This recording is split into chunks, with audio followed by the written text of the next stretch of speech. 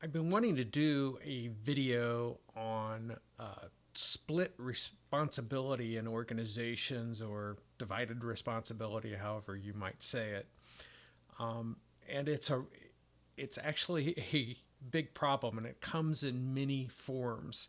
The most obvious is when you give someone a responsibility for a project or a task or whatever, and they decide, oh, we'll have these two people work on it. Well, the biggest problem you're going to have with that is when you have two people working on the same problem, and one person isn't responsible. If two people are responsible, then nobody's responsible, and it just causes an array of confusion. I see this a lot in organizations, and sometimes people will have people working on the same project separate from each other and for competition, and it's wasteful. There's no reason to have split responsibility or divided responsibility for a particular task or project. Find one person that has that responsibility. Otherwise, someone's going to assume that somebody did something and the other person didn't do it, and on and on and on. And so that has always proven to this point a reliable theory that splitting responsibility is a bad idea. A second form of this, and there's actually three that I was able to think of, is approvals. And so you see this a lot in, I'll tell you an example. I saw it in state government. And I was the chief information officer, and a contract would come through.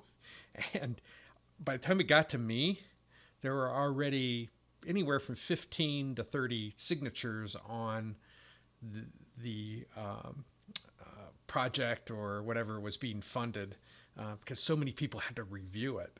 And so they had to, give them their nod and approval that this was okay. And they did that by virtue of putting their signature on there. It was insane.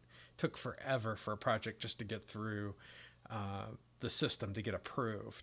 But you also see it a lot of times where, you come to a certain dollar amount on something and the front line doesn't have that responsibility. And I have a previous video. I'll put it in the card above here in this video, but it was about accountability and responsibility. And accountability is what is left when responsibility is taken away. Meaning we've got so many things in a lot of these systems where there's approvals and different things, and the people at the front line aren't responsible for anything, but they're held accountable, which is always interesting to me.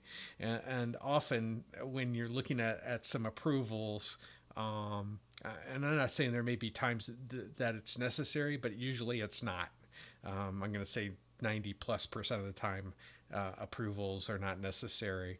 But often when I've worked with contact centers, somebody would have to get approval for, I don't know, at a bank it would be some form of reimbursement for some issue, or the front line, the person on the phone with the customer couldn't give that approval. But the question to ask is, how many times does that approval get denied? And it was interesting, especially at the bank, because the customer rep that was talking to the customer, the agent would escalate it to their supervisor, and they would maybe have approval up to a certain dollar amount, and then another dollar amount for another. But when we looked at it, and found that 100% of the time they got approved. So it was just going through this process, delaying things, making the customer mad in the interim while they're waiting for all of these approvals to happen. So that's the second thing, is approvals. So the third thing is it comes in the form of having multiple suppliers. This is splitting responsibility in essence.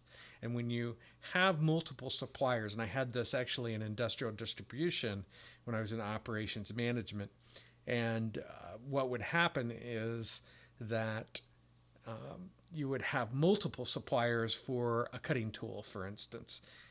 Not, and not just two.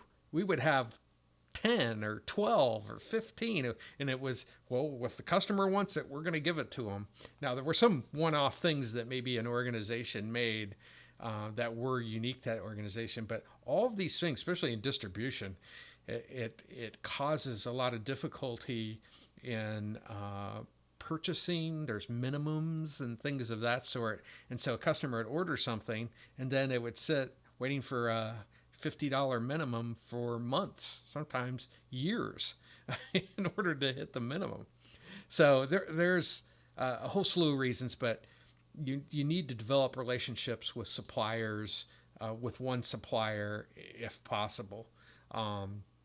This cuts back on a whole array of problems associated with it. And when you give one supplier all of the business, they're gonna pay attention to you, as opposed to it being spread amongst two or more suppliers. And that's not just for distribution. I found this to be true for every organization. Something you ought to try or look for in your organization. So again, accountability. It's this dividing the responsibility or splitting the responsibility is a bad idea, and I see it in tasks and projects, approvals, and multiple suppliers. And I'm sure there's other scenarios, but those are the three that kind of came to mind before I put this video together.